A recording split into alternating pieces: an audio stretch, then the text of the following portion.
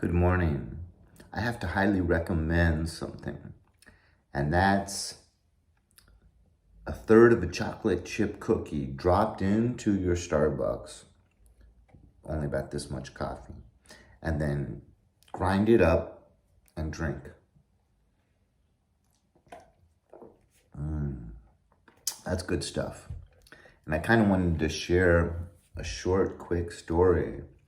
So it was about 4 days ago. I'm driving northbound on Pacific Coast Highway in Palos Verdes, and not Pacific Coast Highway. I'm sorry, the street that goes right along the coast in Palos Verdes, and I'm driving northbound, and there's a group of probably maybe 11 or 12 pelicans, prehistoric, very large, beautiful bird. We're talking like 5, 6 feet wingspans, big birds, and they're flying toward me in formation. And then they're approaching this kind of mountain on my left. Here's the ocean. I'm right along the ocean, but then I come inside for a small mountain, and they kind of use this mountain to get an upsweep. And then as they do that upsweep, they all start breaking out of formation. And it's a beautiful, real dramatic sky, dark clouds, and it was beautiful. It looked beautiful. All the chaos of them, all huge birds, all circling and flying in different directions. And then as soon as that one bird started dropping down, going now in the opposite direction, northbound, to that second bird then dropped down, and they all started dropping down and falling right into formation.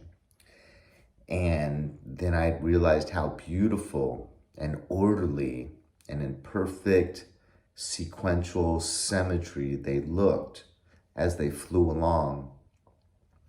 But then I had to recall and remember how I just was struck with how beautiful they looked during their chaos, where they're all searching and trying to find their place. And the idea just came to me about how that's kind of like me, as I'm a sinner and I'm trying to find my pathway towards heaven and trying to walk with the Lord daily. And I'm even searching for a church, a congregation to be part of. So it hit me on a few different levels that unlike those pelicans, and that were chaotic and confused,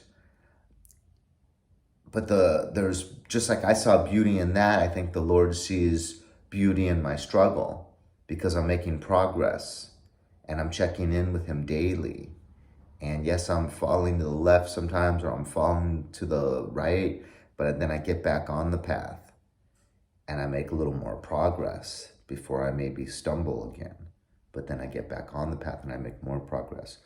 So, I think just like the Lord loves seeing,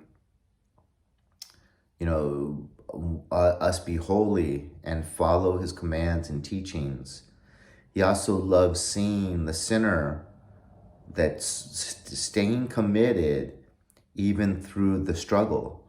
Because if you have learned how to live holy years and years ago, and now you've done that for a decade, I think it's easier for someone that hasn't lived that way, but they're trying to get there, because now they're having to go without, and they're having to make sacrifices in areas they're not used to making sacrifices.